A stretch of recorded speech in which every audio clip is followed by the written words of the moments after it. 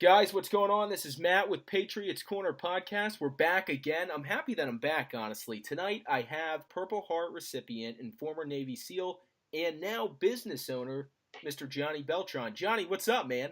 What's going on, Matt? How are you? I'm fantastic, sir. I'm fantastic. I'm happy to have you on the show. I'm excited to dive into it and get after it today, or should I say tonight.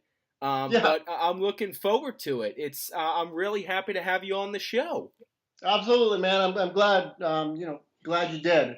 It's an honor just to be on here and be into the same lineup as some of the guys you've had on. So, appreciate it. Thank you. Hey, well, it's an honor to have you on. So, Johnny, I want to ask you, you know, everybody's story has got to start somewhere. And the one thing that I love hearing about gentlemen in your community is where that story started. From the documentaries and reading books and just kind of hearing, people on the show, becoming a Navy SEAL, I know, is not easy by any means. And I'd love to hear where it all started for you. What were you like as a young kid? Okay, so yeah, that's it's not really complex, although it is. It was a journey. So it started back in, I'd say, seventh or eighth grade. How I was as a kid, I was, this typical mischievous kid that liked to get into things. Not a bad kid, but got into some silly things. Or let's put it this way: I wasn't a bad kid, didn't get into bad things, but I got in trouble. Just mischievous. So was always trying to, figure out ways to just look for other opportunities and try and find different solutions to problems and whatever. So, played sports. Parents were police officers.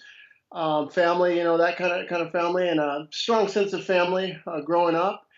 And I guess that's what Wow. drove my brother and I both to want to be SEALs. It was actually funny. I was talking to my other brother this weekend, and we were we were always raised by our parents, police, and however you cut it, it's still a blue collar professional type service.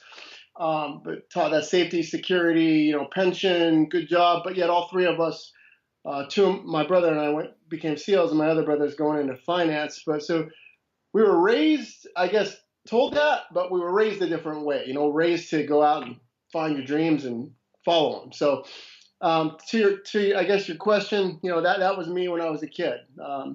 Just wanted to be a SEAL, figuring out how I was going to do it, and training, and working out, whatever I could do. So I guess the onset, though, to really pinpoint it, was in eighth grade or seventh grade. My dad had worked with a cop, for LAPD. Some guy I had worked with was a SEAL in Vietnam, and he told him all these stories. So he came home and told us, and that intrigued, was super intriguing, and that was it for me. That's So, incredible. And to touch on that, your story is different than who I've had on the show before, just because you just said your brother's a Navy SEAL as well. right. That's incredible. Wow. Holy hell. I had no idea. Before I started really looking into everything and seeing that there are people whose brothers follow them and become Navy SEALs, or went before them and became a Navy SEAL. Is that like a normal thing? I notice it a lot more.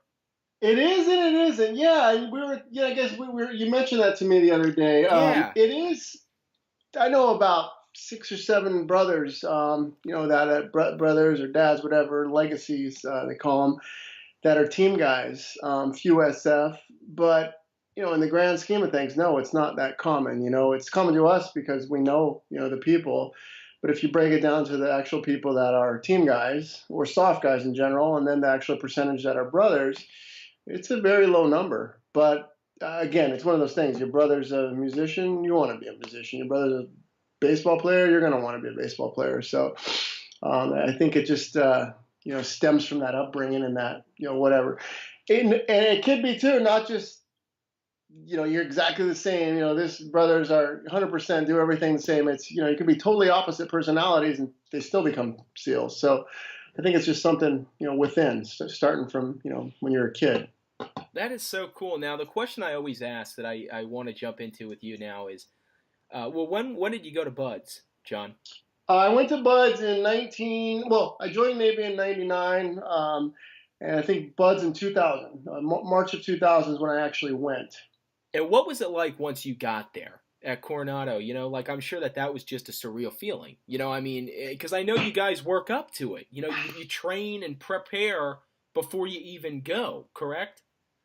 Absolutely, and it was because I was one of those kids that I wanted to be a team guy so bad, or a SEAL. I didn't know what the hell a team guy was. I just wanted to be a SEAL so bad. I would go meet guys who had gone to Buds, or some guys SEALs, whether it was at the gym or jiu-jitsu, whatever. Like, hey, what do I have to do to get ready? So I'd be doing push-ups and swimming. I'd even go to like Santa Monica. I grew up in Los Angeles, so I'd even drive either like Santa Monica Beach or Zuma Beach and run with boots on in the sand and go surf torture myself, and just like total. I look back at it now, I call myself a dork. Like, what a dork, but not really. It's what I was a kid mentally preparing myself. So it was awesome. But when I got to Buds, it was surreal, because all this stuff I had done and seen, and it was actually happening. But it was, I guess, just a job, right? You go there and yelled at. It's a different kind of job, but that was the main thing. How I looked at it. It's a job. Every day ends. Every day begins. You're going to go home and sleep. So you're going to eat. So it was, that was my kind of sanity check there. But it was phenomenal when I got there. I mean, driving over the Coronado Bridge, watching movies where, whatever, with the Fighting Style, or one of those cheesy movies. I was like, they're awesome when you're a kid, but yeah. You watch them, like we were talking about the other day. You watch the same movie 1,000 times, So driving over the Coronado Bridge, you're like, wow, this is it, finally. So, that's incredible. Yeah, definitely surreal. I could only imagine, and even before that, I want to ask, when you were training for it, and like you had said, you were going to places, training with guys who were Navy SEALs. Did that only push you more to be like, I got to get through this, because I got to make it happen, or I'm just going to, feel like shit if I don't, you know what I mean? I mean, not in a blatant way and not a disrespectful way to ask. That's what I want to ask, though. 100%, because everything, was going to, in high school, like sometimes I'd wear camis to school, just pants or something. And it wasn't like popular to do. I would, wear them. And people knew what I wanted to do. Everybody knew me. That's what I wanted to do.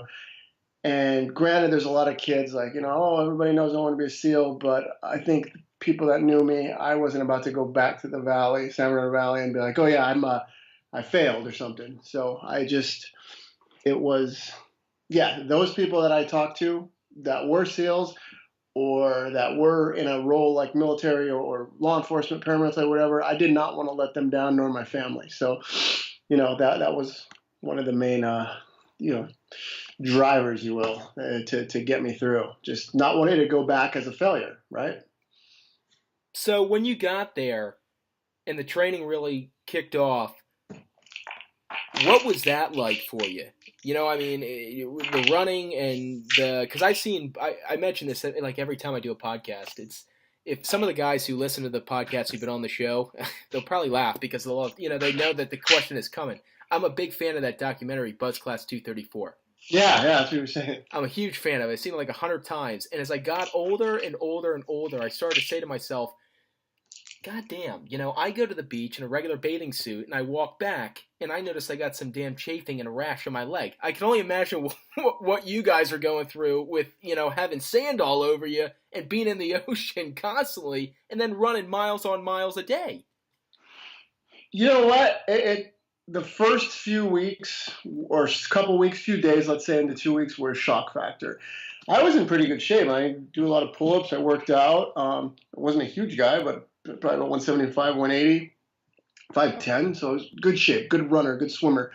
I thought I could do a lot of pull-ups. That was my strength. The first time I got there in PTRR, which was, the pre-phase, we did the O course. And I don't even think we did the full O course. We just rope climbs. And my forearms were burning for 3 days straight because of all the rope climbs we did. So that was kind of like, the runs weren't too hard, but they were. You just got to keep up. And, again, the chafing and all. But I thought I was a decent runner. the runs push you, but it was like, okay, you're comfortable at one thing, something else is going to get you. So all of a sudden, my forearms are burning, and that affects everything else. Hard to do push-ups and whatever. So it was like, yeah, welcome to buds. Something so easy as your forearms. It was a kick in the balls, man. And how would you get over through that? Just kind of just kept pushing through it, or what was Yeah, your yeah, just mental strength repetition, keep there? pushing. Absolutely, just like anything, right? You've got to push through it, persevere, and you have to, otherwise you're not going to be there. So. So post graduation, well, I want to ask this: what was the feeling like though? Say like 2 days before graduation, did everything just get tougher and tougher, or does it get more relaxed?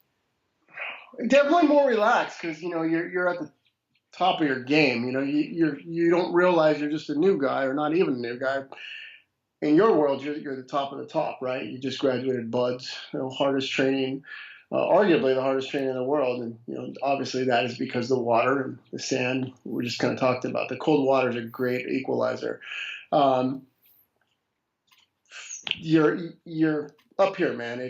You're completely happy, ecstatic. I don't think the nerves are there yet because back then we were going to jump school. So then we all thought of course we're going to be the shit walking around, army base, going to jump school, just graduating buds or graduated buds. So it was great, man. A couple of days before, it was actually okay. It's done, man. We're on our way to the next phase or next phase of the teams, not in buds. I mean, but your next stage. That benchmark's over. Now what's next? So it was great, man. It was phenomenal. Now, if you had to, now I know you guys do the. I had someone on the show. I forget they had said the instructors call it a chum swim. The one for the sharks. Yeah, you want to elaborate a little bit on that because I'm sure that had to be kind of like a in your face type of moment. I mean, you being from San Diego, I'm sure you've always known, there's great whites and shit out in the ocean. I mean, in the water there, but that still had to be like a what the fuck kind of moment. You know what I mean? It was because what happened was on San Clemente Island there.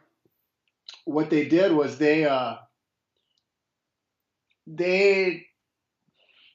essentially they hold on 1 sec. They showed us a video from some shark video, right? Yeah. And the video the swims at dawn, so it's a dark and night swim. They showed you a shark video, and it's really the Anacapa and Channel Islands up in a little bit north of Los Angeles there, but they made it to where we thought it was Catalina and San Clemente Island. So, and then there is a lot of great whites there, granted, but the true breeding grounds, I think, are like 3 hours north.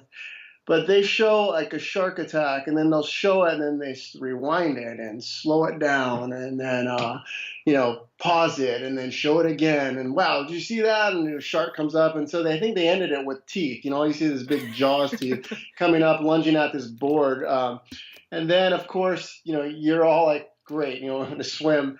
Everybody gets in the water, and then they had us fake fake or somebody, I think it was our LPO. Yes, it was our LPO. Fake a shark attack. So we're all swimming. Everybody gets around like the last bend to come into I think Grad Beach or whatever it's called, and we hear some guy flailing around. And what's funny is me and a buddy of mine. I won't say his name because he's a Fed, but him and I, we still joke about that all the time in text messages or whatever. He basically, he starts yelling, and we hear somebody like, "Oh man, somebody's being attacked," blah blah, and somebody just out of the blue, nobody ever admitted who it was. They're like, everybody's go save him, go back, and somebody just yelled very loud. Let's say they took over the whole ocean and said, "It don't matter, man, just swim." So I think right there, that kind of, it was just hysterical, to think back on it. Like, everybody's this whole brotherhood thing, and then somebody's getting attacked by a shark, and one guy just wants to go, and everybody go to the shore. But that was the chum swim. It was just, yeah, it was a mental trick. It was awesome. So now, So and that's what I want to tie in now with your business that you have, because that's I want to hear so much about that because it's such an incredible, remarkable business. You guys go through this training. You bust your ass, patriotic as all hell, want to defend the country, and you make the move to do that, and you start your business now. And it ties into kind of all the sacrifice that veterans and guys in your community give. Correct? Absolutely. Absolutely. A lot of guys start businesses. And a lot of guys start for various reasons. I think, well, to kind of repeat the question so I can make sure I'm answering you right, because I got about 3 different answers for what you're saying. Sure. More so just you guys give the ultimate sacrifice, and veterans I know come back and see a sacrifice, in the business world, in the job world. And your business kind of goes hand in hand with helping veterans. Right. Okay. So there you go. Okay. So yes. You do. You start businesses. Everybody, if you're not profitable and you're not actually making money, you can't support anything. You can't support yourself. You can't support anybody. So, the first step is you're looking, how do I make it in life? What am I supposed to do? Where do I fit in? Some guys actually have, full-time jobs as whatever, let's say law enforcement officers, and they're still doing something like this that's, on the side. I think everybody at one moment or one point in time, one point in their life realizes that you have to give back in one way or another, whether that's giving to charities, starting a business that's helping other vets start businesses like we are, helping, with counseling, connecting people in the network for jobs. But it's so important that we do that because we take care of our own. And I'm not saying we're the only ones that understand, but we understand each other. So for us to advocate for business, veteran entrepreneurship, we're living it. We're struggling ourselves while we're doing it. So our whole thing is, we have to give back, because the more we give back, the more successful it makes us, but not just in a monetary value. It enlightens us. It basically brings out the best in us. We're able to partner with other people, and through those other people, as in any business, you can start other projects or flourish in this area, or basically excel in this area. So it's just, or a separate area. So it's a big spider web, but when you untangle it or when you kind of streamline it, you realize that there's so many other people out there that have your idea or have a similar idea, and you can go out and really reach people by doing, business or outreach or whatever. So it's awesome. A lot of guys, and again, everybody I know is doing it in one way or on one facet or another. It's phenomenal to see the camaraderie there.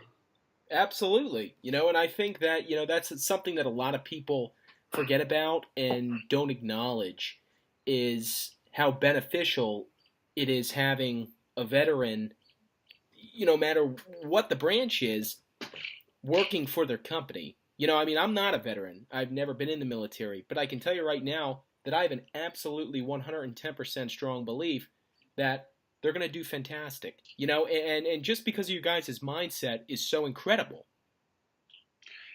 Yes. So, obviously there's a caveat to that, because for me, like in my home office here, sometimes I get very bored because there's nobody here to push me. I find oftentimes it's better to be with that same group of people. So people are always like, oh, you're a Navy SEAL or a former SEAL, you're self-starter and blah, blah, blah. Like, yes and no. That accountability we hold each other to. So when you come on board another team, like you're talking about, whether it's employment or your own company, it's accountability. You're accountable to a team again, and people are relying on you, and you're relying on them. And I think that's what it's predicated on, is your success is being part of something and able to share your knowledge and share your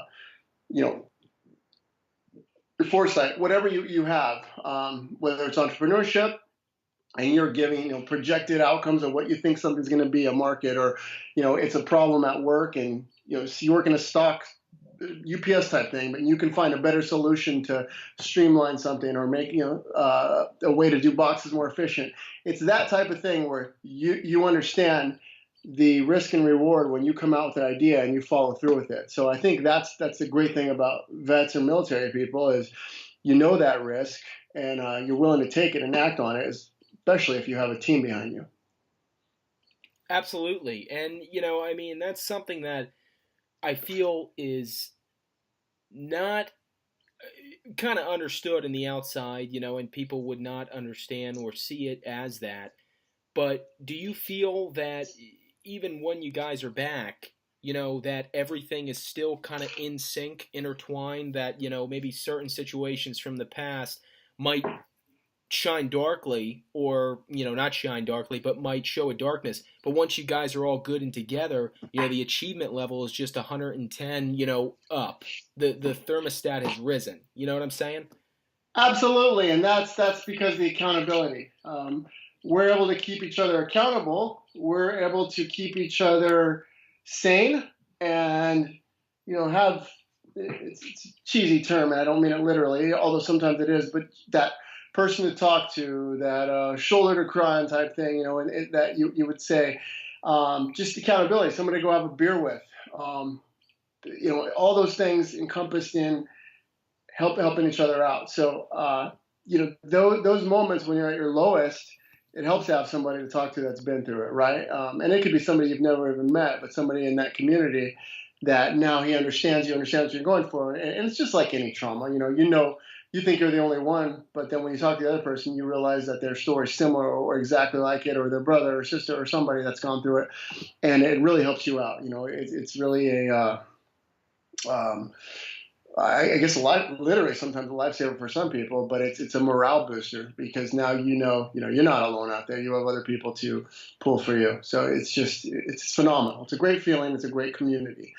Um, Absolutely. And, you know, I mean, as far as veterans coming back home, do you think that the opportunity for security personnel, etc., you know, for guys like yourself, you know, I mean, in special operations, do a lot of those guys come back and end up doing security personnel work, you know, within the country? Yeah, I mean that's kind of the I guess the mark is it's so typical, right? Everybody comes back, and not typical, but it's expected. Safety, security, that world, and a lot of guys, it's basically a shoe-in for you. You go in to a job, a corporation, and do some type of security role.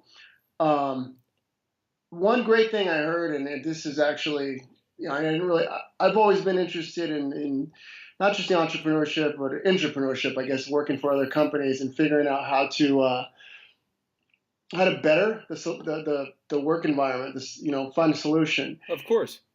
And a Delta Force guy I was working, or actually going through his course when I was a civilian already, just some shooting package out in Indiana.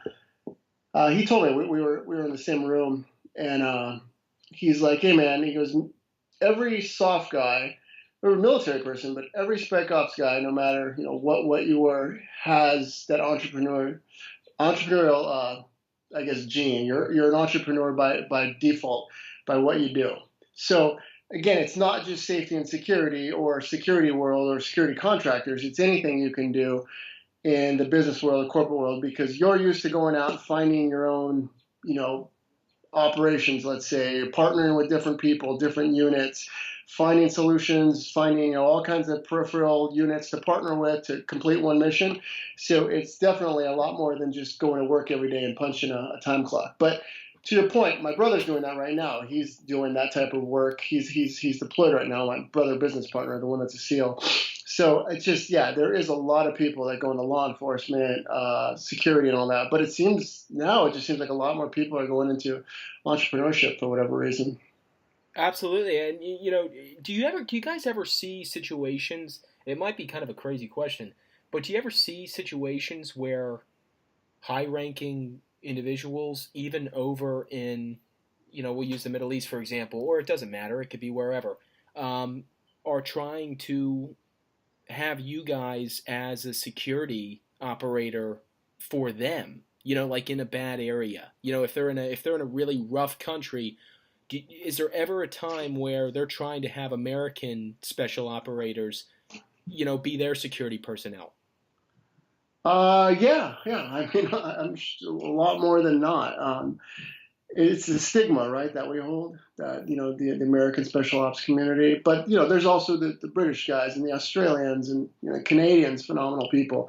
Um, Whenever people can get that, the soft community, and take it on as their personal protection, it ups compounds by, let's say, 100, right? Than having nothing against security professionals, but now you have people that understand security, and you may need a couple security professionals that, they understand the whole dynamics of site security and all that. But when you get the spec ops people on board, you know that, now these people are a team together. If something happens, they are wholeheartedly 100% going to get each other's back and complete the mission.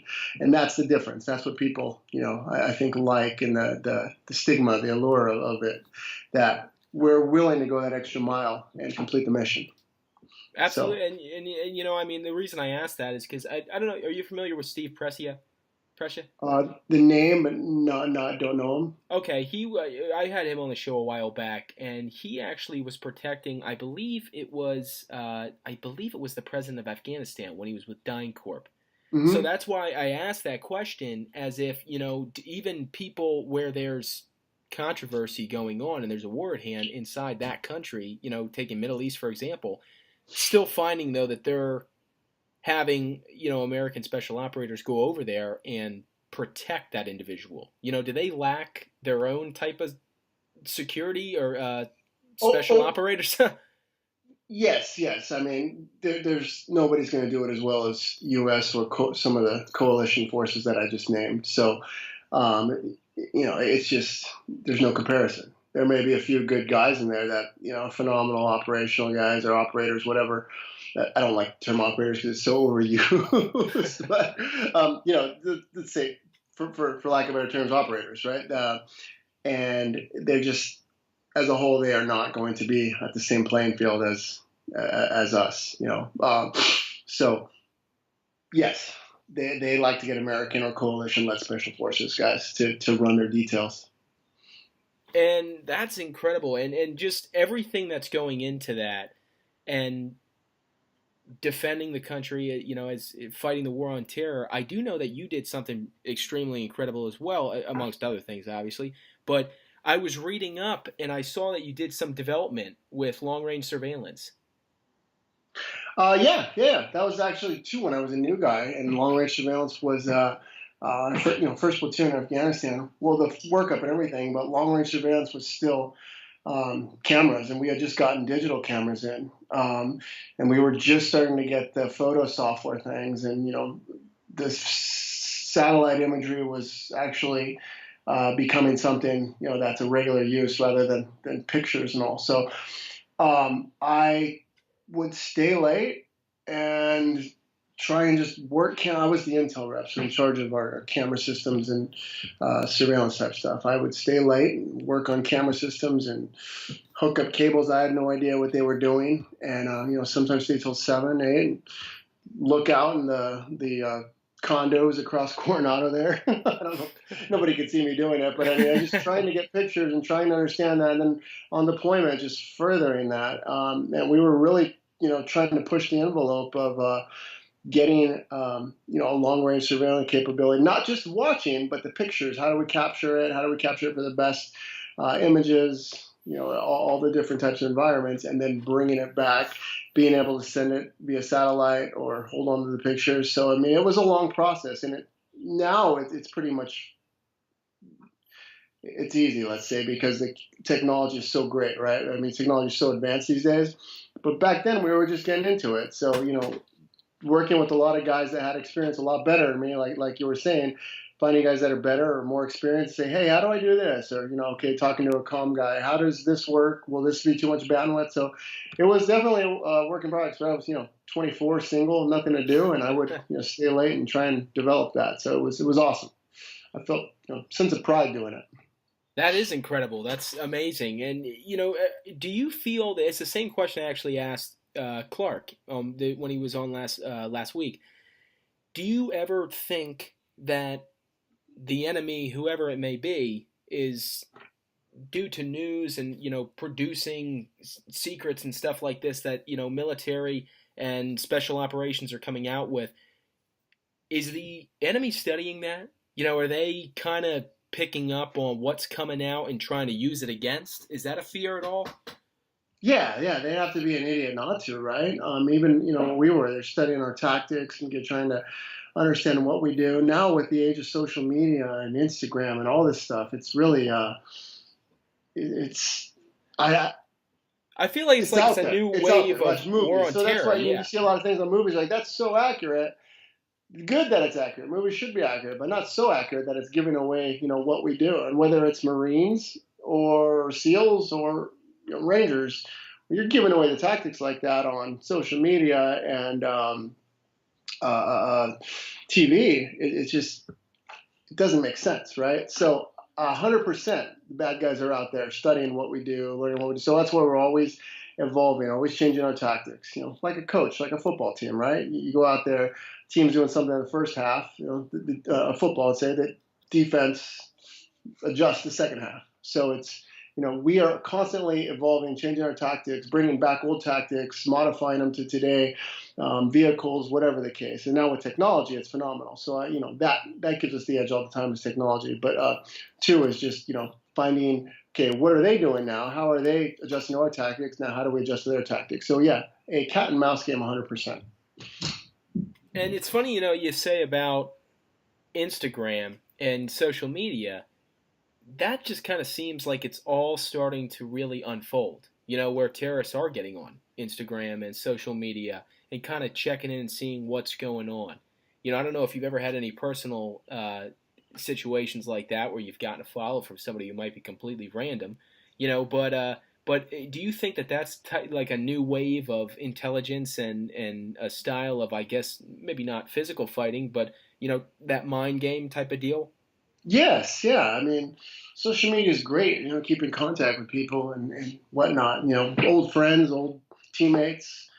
But it's also very damning to us when people do that, when people put too much information on. And then the bad guys use that information to go and recruit or to, spread their craziness. It's usually a nice word, but spread their, ideology and just crap like that. So yeah, social media is definitely a weapon that can be used, for good or bad.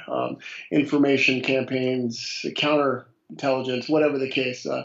But yeah, there's so many assets of social media, or aspects, I'm sorry, of social media, and so many assets you can use on social media for federal law enforcement and law enforcement, just cops I know, and especially for the military and the intelligence world.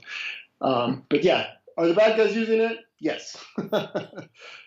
And what would be your best answer? Obviously, then it's going to sound like a dumb question, but I mean, it's like what would be your best answer on how to prevent that, how to look out for that? Because I mean, that shit's happening all the time. That's a huge fear, and people should be aware of that. And I think a lot of people aren't. I would say just be careful what you post. I've been training actually for these airsoft guys, really cool kids, bro. Kids, they're 5 years younger than me. Sure, they Good love dudes, having right? you Going there. over and Yeah. doing this training. They wanted like real training. So I went over to New York a couple times and did the training. I was very adamant about, hey, none of this crap goes on social media. And I wasn't showing them anything classified or anything, but still, I didn't want that perception getting out like that Sure. was. So it was, okay, the training, here's what it is. And, I would maybe take a new tactic, modify it, over 50%, and just kind of go over the thought process with them and get them thinking a different way. But okay, something so stupid as that, right, is training somebody for a game, let's say. Well, guys will take that and they'll go train law enforcement or civilians or other units, and they won't hold back and they'll show everything that they've been taught, which is okay if you're training the same type of unit or military or even a few SWAT teams. But when you do that and there's basically no filter, and now you're showing everybody everything and you're allowing it on social media, you're allowing it on camera, there's an issue there because now you're giving away, again, go back to the football analogy. You're going to go as a coach or a quarterback and show that, some other team everything that you guys are doing, and now everybody knows it. So yeah, you just want to, I guess, be vigilant, right? You can't just show people everything that you're doing. You have to have some sense of pride and quiet professionalism in any type of combat unit to not just go and post things. And it could be something so harmless as gear, right? Some types of gear that are out there, and now, what's this? Why are they doing that? So it raises questions, suspicion. So whenever I post something on social media, I'm pretty careful, extremely careful on what's said and how things are portrayed. It's just, I'm not paranoid, but I'm also not oblivious. Yeah, and I mean, it even ties into just everything. It just seems like, people are able to get into anybody's stuff and see what they're doing if they want to. I mean, and the right people are doing it. I saw a news story the other day where 5 senior ISIS officials were captured, and they used intelligence that involved phone apps, banking of secret accounts, communication codes, all that type of stuff. And it just kind of seems like internet and computers and phones and applications and everything is really, it could damage, but then it could help at the same time. Yeah, yeah. And then, that goes back to these controversies, let's say, within the political parties of, Patriot Acts and spying on people and whatnot. Yeah, do you want the government to spy on you? No. But do you want to be safe? Yes. And you kind of hit it on the head there. There's so much information and so many channels and distribution channels and whatnot of information, of technology out there that somebody's got to monitor it. So, Of I mean, if you're not course. doing anything bad, you shouldn't be worried. I'm not for, the government spying on you on every single device you, or not spying on you, but surveilling you on every single device you have all the time, nor would they. But I'm also, a big proponent of, hey, you know what, if there's bad guys in my area and now people are watching this area, then I don't care. I want to be safe. So, um, that you can use a lot of information, and again, a lot of friends in FBI or ATF, just different government agencies. A couple of my best friends are federal agents, marshals or HSI, and yeah, they use that stuff all the time to catch people. So it's definitely, it's not going away. Um, Again, cat and mouse. They'll use their information, we'll use ours, but it's interesting, right? It's definitely Absolutely. James Bond, right? It is. It very, one thing my dad always used to tell me was, Matt, if you didn't want what you were going to post on the front cover of a newspaper, on the New York Times or whatever, don't put it up there. Yeah, yeah. And people are mad when it gets out there, right? And now it's just, yeah, it's stupid, right? Nothing's ever truly erased. Very true, very true. And it's one of those things where it's just, I mean, it just makes it interesting as to what's going on and, what could happen and what might be at play. And, even with the political parties and stuff going on currently, I feel like everything, even inside the country, is kind of at like a craziness. You know what I mean? And it it's not calming, but it's just a lot of, like, in my opinion, really soft drama. You know what I mean? I don't know if you feel the same Absolutely. way. Um, It just seems like soft drama to me, like completely. And it's just, that's what I enjoy about listening to guys like yourself, because it's just, I feel like the soft drama does not exist at Coronado or in the military itself. there's, yeah, big soap opera, right? Or an action movie with Yeah. with some drama scenes in it. Guy throwing a brick through the PNC window on the president's inauguration or something, or everything. It just kind of seemed like everything really took like a relapse almost. It like had went back in time to like a Vietnam type of era. And just it just seemed like everything was at a craze. And what's your stance kind of on that? I mean, if you have one. On the current political climate you're talking about, with Yeah.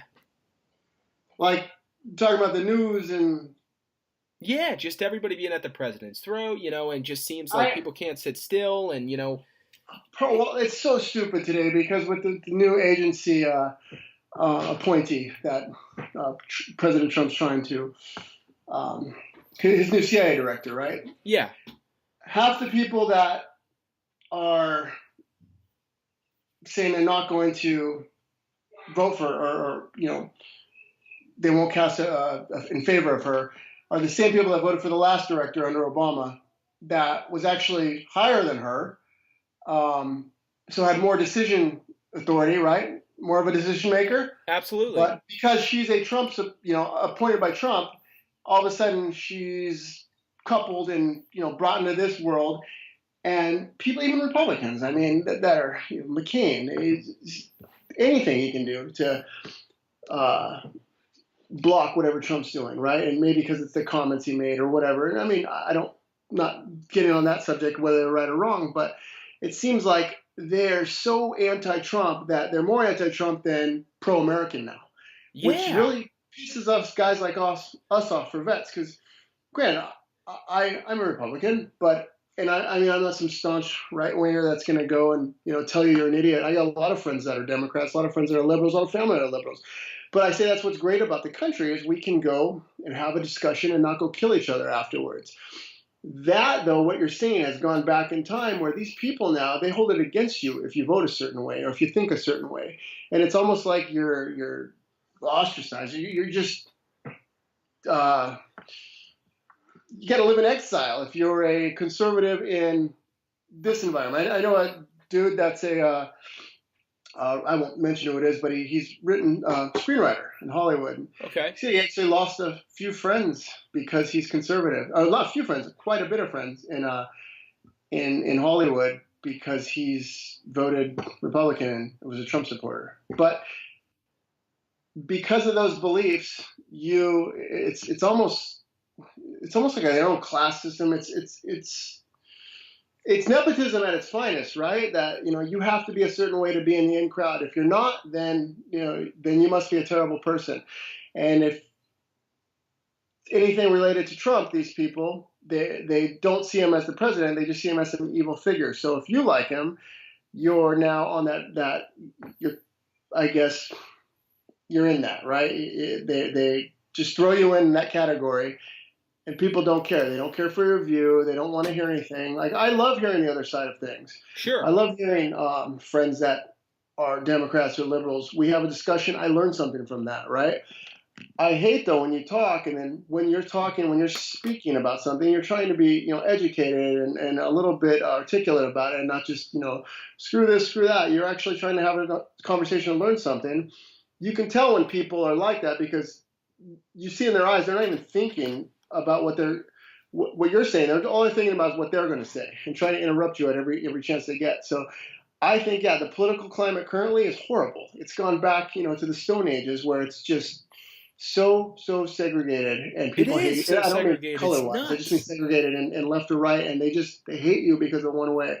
I got mad at people like that on the right that were my friends that, anything Obama did, they were like, well, that's ridiculous. I'm like, hey, you know what? You like him or not, he's the president, and not all the decisions are, horrible and based on, liberal politics. Some decisions are for the country. So it's just, it's such a divide now, man. It is, and I mean, even like how you were saying, it just kind of seems like people who are so anti-Trump, anti-government are just really kind of being seen now as, anti-American, which is, I'm a very pro-American. I love I love America. I've always been a huge supporter of the military, members of law enforcement and patriotic people. And it just seems like everything has kind of taken a shift.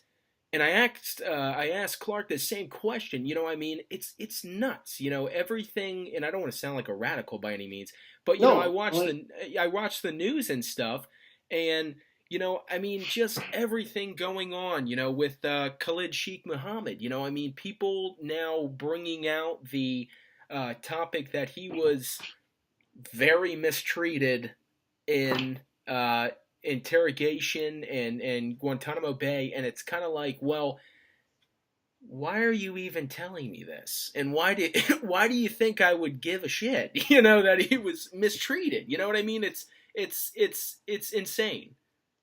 Exactly. How are the rights of a terrorist that's the mastermind of 9/11 or other significant terrorist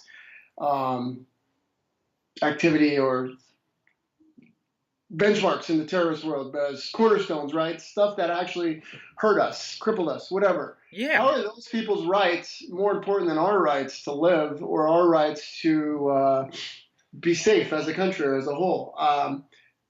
If somebody gets hurt or a little bit roughed up in the process of trying to find intelligence to stop the next bombing for 2,000 people, I'm okay with that. Me as Now, well.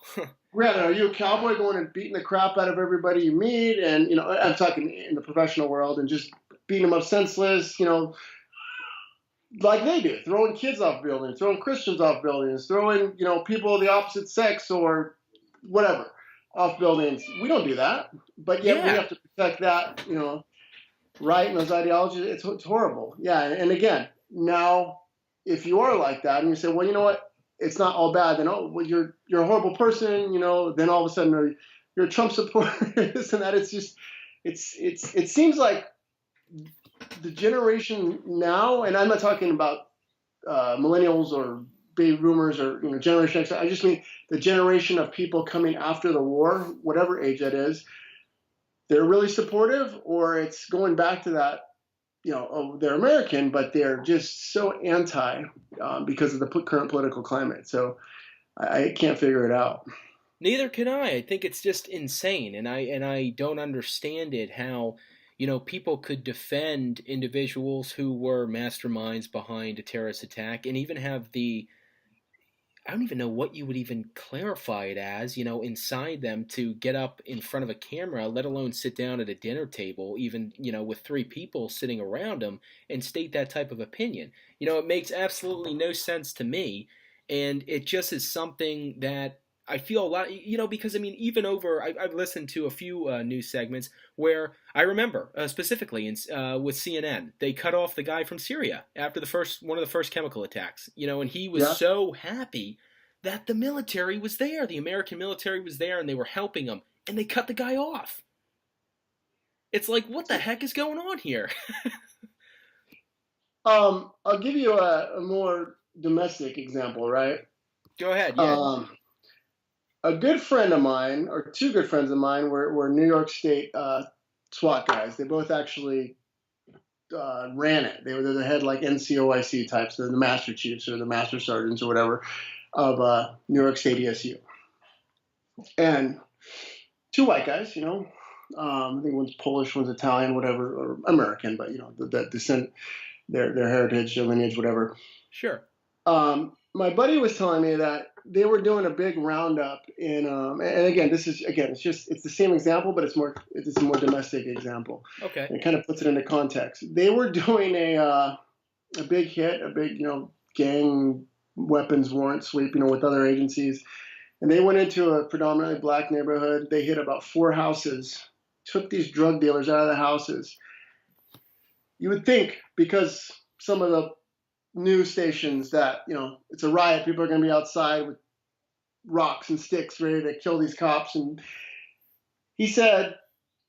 my buddy said that people were actually out there with big signs saying, thank you, we appreciate it, cheering for them, shaking their hands while they're taking these scumbags and these drug dealers out of their neighborhoods. And I guess that the context of that is so great for the world affairs, because what the news is telling you one thing, yet the people that are actually there living in that environment, they're very happy to have you over there. And they're very happy to have you get rid of those people, whether it's gangs or drug dealers or terrorists, right? So now, to your point, that gets out, but the story never gets out because people want the conflict. They want the story. They want the soap opera. Yeah, you're right. So I don't know. And I every time I hear that, I think that's all. And he's not the only one that's told me. I know other cops. My dad is a cop. Some good stories like that. But it's whether it's domestic or international, there's just so many circumstances, or so many Yeah. Let's just keep it at that. But it's horrible, right? People are doing absolutely. good. People want them to. They want people to do good, but yet they're shut out or they're cut off because their value system or their beliefs don't line up with what the current media or the current climate should say.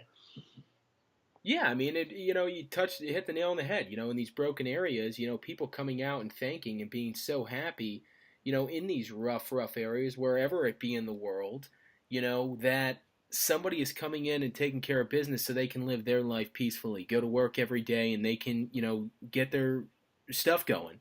Yes, And when those people are not there, whether it be law enforcement or SWAT or individuals like yourself helping a community wherever it may be in the world, taking care of the bad guys and getting them the hell out will allow them to now go about their normal lives, exactly. or try to, and people don't see that. No, they don't. All they see is what the news is feeding them, right? Yeah, exactly. That's why I made Patriots Corner, because I like to hear the real stuff. And we love it, man. I mean, again, I go on, and this type of just I love I love what you're doing. That you're bringing out actually some reality, so people see. We're not just a bunch of robots, or we're not just a bunch of people that like, work out 30 hours a day. I'm exaggerating, obviously, but work out, just want to soak in all the attention and blah blah. We're real people. We have real emotions. We have real thoughts, and this is how we think. Nobody does it for the recognition. We do it because we love doing it. We believe in it. We're American. But when stuff like that happens, what you're saying, it's just sometimes it's such a slap in the face. Yeah, and it's usually from the most normal type of person, who would definitely not want to be standing in front of an individual like yourself or anyone else. I mean, I tell this story now constantly. I recently started a new job that I absolutely love. The old job that I was at, there was an individual who was there who had his own personal beliefs, which is completely fine. I don't believe he was as pro-military as I was, definitely, but he got on the topic of Navy SEALs, and I didn't mention anything about the podcast. I was new in the company, and I really didn't want to, risk pissing off anyone to lose any type of position. But so I kind of bit my tongue and I bit it real hard, basically off. That's the conversation I had with my dad on the phone after I left. 5 on the dot, because this was in my head the whole time.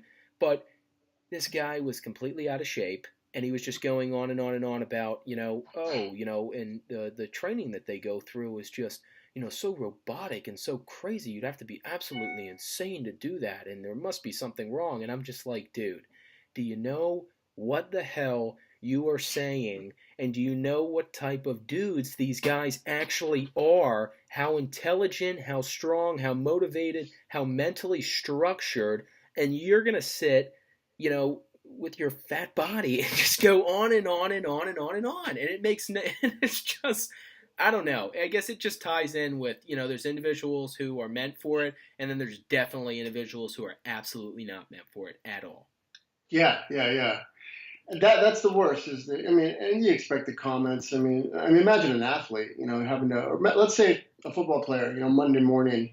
I probably wouldn't even open my social media and accounts or turn on the news. But yeah, you hear that, and you hear like, oh, these guys must be robotic, or these guys this. Or the stupidest thing is when I hear kids, mainly or adults even too. I hear people.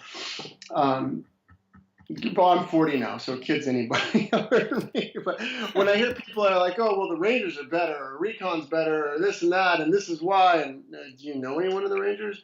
No, but this is why, and so and so, I know his brother, or this, Marsoc or Delta Force will kill SEAL teams. You hear these stupid comments that are completely asinine, and you're just, where did you get that from, or where did you hear that? Like, who put that in your head? First of all. Of course, I'm biased, and I always mess around with my other friends that are soft guys and other we're the best. But the grand scheme of things, we all do a great I job, was going to say, you have So the ability to. You guys are all on the same team. You know what I mean? You have the ability to mess around, and then you have people who are making a comment who don't serve and who just really, in my opinion, have absolutely no idea what the hell they're even saying. yeah, it's so annoying. I mean, my brother and I are pretty chill, right? We don't. You don't have to be a SEAL. You don't have to be a SWAT guy. You don't have to be in the military for us to be friends. I have a lot of friends that aren't. Sure.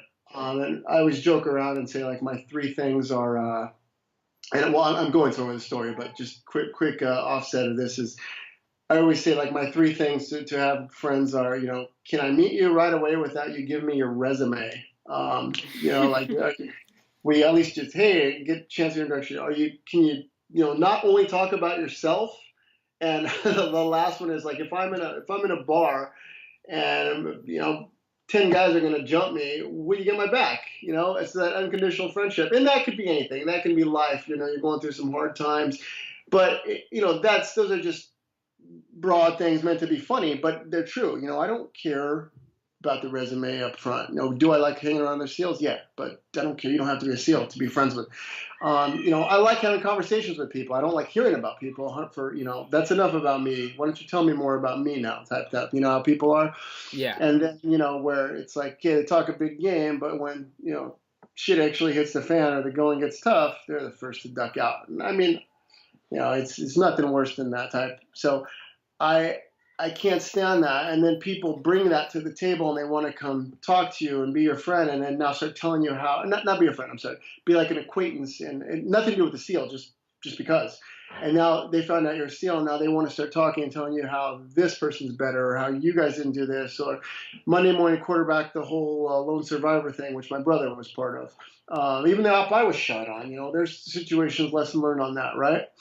The lessons learned on everything, but if you can't take those lessons learned and become a better person out of them, and not just for yourself, but for generations to become and save other lives, then I guess you don't belong in this. But you get that. You get these people like you're talking about that start calling us robots or whatever. It's pretty silly. Everything you just said, I 100% agree with you. I think it's just foolish and it makes absolutely no sense. And I will tell you right now, I hope in the future that we get this dual podcast going. You and your brother, if that's able to happen too, because the team together, I think would just be incredible. It being because I feel, are you and your brother similar? We are, and we feed off each other. Obviously, we're well. Let's say I'm a little bit more outgoing than he is. He's more reserved, but he gets going and he talks. So we kind of bring out the best each other and compliment each other. And I mean, he's got a lot more experience than me. He's still a reservist, and he's over doing contracting for tier 1 levels type stuff on the government contract side. Wow. So yeah, he's my little brother, but he surpassed me, in the professional world as a special operator a long time ago. But he has that respect. I have that respect for him, how long he stayed in, what he's done. He has that respect for me. I went first. I mean, so it's one of those things. I don't cross the boundary. I don't pretend to be better than him, even though I mess around. Tell him I'll shoot him and this and that. But it's good because we are able to bring out a conversation from just life experiences and just what brothers would do, but on the level you're talking about. So yeah, he'll be home in I think 3-4 weeks, and yeah, definitely we'd love to do it, man. Absolutely. And I want to ask you real quick before we sign off, what have you been up to recently? I know you're dealing with your company right now, but yeah, go ahead. Okay, so let's go with the Warriors Left Behind. So a couple things. They're two separate companies, right? But it's good because they both kind of complement each other. TFZ Ammo is basically my brother and I's ammo company. We have it's called Task Force Zombie. We wanted an ammo company that wasn't just a commodity, something that was fun. So we have this ammo company that's based around zombie, precision rounds. Everything's tipped red. We paint the stripper clips red, but we have the market for survival and the market for zombies. So we're trying to, mesh those together where ammo's the focal point, but then yet survivalist doomsday people, we're providing products. We have this new moldable ballistic plastic. It'll be on our website soon, which is www.tf-z.com. So Tango Foxtrot-Zulu.com. But it's a new moldable ballistic plastic that was part of a different government program that we're commercializing. So that's the type of stuff we're trying to do, is truly be innovative and not just sell bullets. And then, hopefully through that we can learn how to do some protection from a more force protection standpoint and harden different targets, schools, whatever. So really cool in that stuff. And then the zombie people, right? People that we're just talking about, they may hate, guns and ammo, but they like zombies. So we're trying to kind of the camaraderie, right? The community. We're trying to make this whole community. So that's our company, TFZ Ammo. But this, what led us to start talking was the real reason is Warriors Left Behind, or WLB. So what WLB is WLB is a marketplace, an online marketplace or e-commerce site for veteran, military, active or reserve, or dependent entrepreneurs. And the premise behind it is the warriors left behind are often the people that we leave behind going on deployment or training or whatever the case, right? Girls, parents, husbands, wives go to deploy, but people that are left behind here to take care of all the household duties, watch the kids, take the kids to school, go to the football, baseball, soccer games, take care of the bills, right? So that was truly how the name got started, with the Warriors Left Behind. But it kind of grew into, within us brainstorming about it, any veteran or military or dependent company has an added layer of stress and hardship in there because of what we go through, right? And I'm not saying everybody should feel sorry for us, but what I'm saying is it's sometimes harder because you got somebody that's on deployment and his wife now has to take care of 4 kids, and he's trying to start a business, but he's busy with deployment. She's busy doing this. She is very talented, but she can't watch the kids, take care of the bills, and do her business. So the whole thing about WLB is, how do we take that, do the heavy lifting, find those people, and segment them? General contractors, plumbers, hairstylists, musicians, physical trainers, whatever, and then build a community or a tribe, whatever, within the marketplace. So let's say plumbers in the Northwest, or people that do forestry service in the Northwest, right, that have their own businesses. How do we market for them and push marketing campaigns that will drive growth for them? And that's the whole premise really behind WLB, is how do we take this community of entrepreneurs that may never be successful otherwise and now build upon that, make people successful by virtue of us doing the marketing, advertising, the analytics, showing them what's working, what's not working. Granted, we're still figuring it out too. But that's our goal. We're not so much on the employment placement, but more on the entrepreneurship. How do we do this, and how do we just grow and edify and whatever the community? How do we get this better? How do we compete against Amazon? How do we compete against Angie's List? Do we? Probably not, but we can still pinpoint and segment to people, right? People want to be patriotic. People don't just want to give money away, though. So how can they do that? Well, you can buy from vets, or you can buy from a military company, or buy from a spouse. So there's different ways that we're marketing that. But that's the whole premise behind WLB. So those are the 2 main things I'm up to right now. The other thing we have, and I don't know if you saw on our website, is the 8-count challenge. So I encourage anyone that wants to feel frisky and do the challenge, and it's for a good cause. It's the WLB Care. WLBcare.org. It's on the WLB.us.com website. But I'll post the website as well on Instagram so you can post the WLB Care. So what the WLB Care is, and this is really, I'm trying to do this because it raises awareness for WLB, but it's predicated on a physical challenge to bring in money for care packages for people deployed. So what it is 28 counts in 1 minute. The 8-count bodybuilder, it's all on the website how to do it. So 28 counts in a minute. If you do those 8 counts, you get a shirt from us, right? And again, it's just a T-shirt. But the whole thing is you're doing good. It's the nonprofit side of the company. Do the 8 counts. If you only do 15 8 counts, then you owe $5. So you're really not out a lot of money, and it's a great cause, right? And it's challenging. So I've heard a lot of people like, I can't do that. I can't do 28 counts. Well, not a lot of people can, but if you can only do 18, then you only owe $2. So that's really something I'm trying to push right now, because we want to basically put our money where our mouth is and show that we are, not just taking people's money or not just trying to sign people up for this or that we actually want to, raise money to send to care packages. And in turn that raises awareness for the company.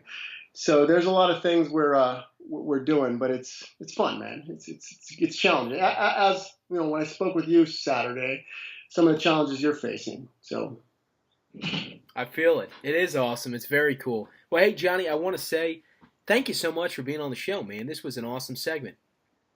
Yeah, man. I mean, definitely. You know, I like the format here, just kind of flowing, man. It was pretty good, man. I appreciate it. It's good to talk with somebody and kind of hopefully raise awareness about things that are going on, man.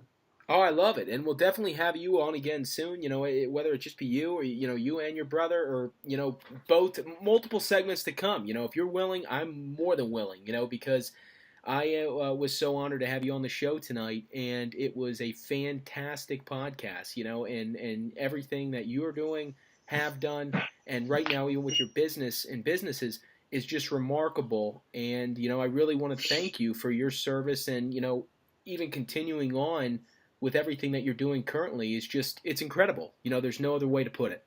Yeah, no, thanks. Again, this is obviously a WOB call, or trying to be. So, I encourage anyone there that's a small business to at least that fits in that category to take a look at us. And our it's a cliche and it's silly, but our success, is dependent on other people being successful. So you're a big part of this, man. We appreciate it. So whatever, if you have any questions or need help in the future, anything even off the subject, man, don't be afraid to call, me or one of the team members, and, we'll help you out with whatever we can.